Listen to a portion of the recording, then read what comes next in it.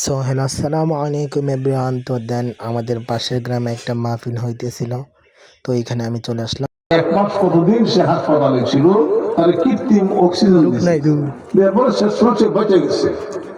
তারপরে বাঁচার পরে ওই খ্রিস্টান মন্তব্য করে যে হাই, যে এই যে আমি মাত্র 1 মাস হসপিটাল হয়েছিলাম, এত লক্ষ টাকা ওয়াজ শোনার পরে বাইরের ভিউটা আপনাদেরকে দেখিয়ে দিছি। তো দেন দেখেন কত সুন্দর লাগতেছে। তো আমি একটু ভিতরের সাইডে চলে আসলাম। তো এখানে অনেক খেলনাপাতি, অনেক কিছু আছে এখানে, যা আমি বলে শেষ করতে পারবো না। তো এই যে দেন আমাদের পরিচিত দোকান, তো ওই আমার ভাই লাগে। তো দেন উনি ভিডিও করতে না করতেছে, লজ্জা পাইতেছে মনে হয়।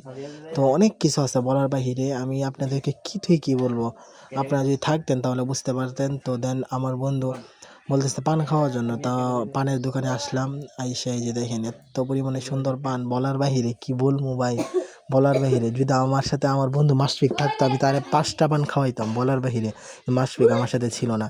তো এই যে দেখেন আমার জন্য একটা পান বানাইতেছে, বলার বাইরে এত পরিমাণে পানটা ভালো লাগছিল খাওয়ার পর, কি বলবো। ভিডিওটা আরও আগে আপলোড করার ইচ্ছে ছিল, কিন্তু সময় হয়ে ওঠে নাই, সেই জন্য ভিডিওটা একটু লেট করে আপলোড দিতেছি। তো এই যে দেখেন পানটা বানিয়ে দিতেছে, তো কি বলবো। এই যে দেন পানটা আমার হাতে এখন দিয়ে দিল।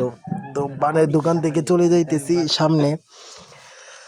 ও এই যে গুলগুল্লা, যদি আমার বন্ধু মাসফিক থাকতো, কত গুলগুল্লা বড়া খাওয়াইতাম। আমি একলা একলা খাইতেছি, মাসফিক যদি থাকতো তাহলে এই যে খাওয়াইতাম। দেন জিলাপি সব শেষ, এত পরিমাণে টান পড়ছে মাহফিলে বলার বাহিরে। দেন মাফিক থাকলে আমি অবশ্যই তারে খাওয়াইতাম। এই যে দেখেন আমরা বড়া নিয়ে নিলাম, এখন বড়া খাইতে খাইতে মাহফিল থেকে বিদায় নিতেছি। এই যে দেখেন পুরো মাহফিলের ভিউটা এখন দেখাই দিলাম আপনাদেরকে। তো এখনই আমরা মাহফিল থেকে বিদায় নিয়ে নেব ইনশাল্লাহ।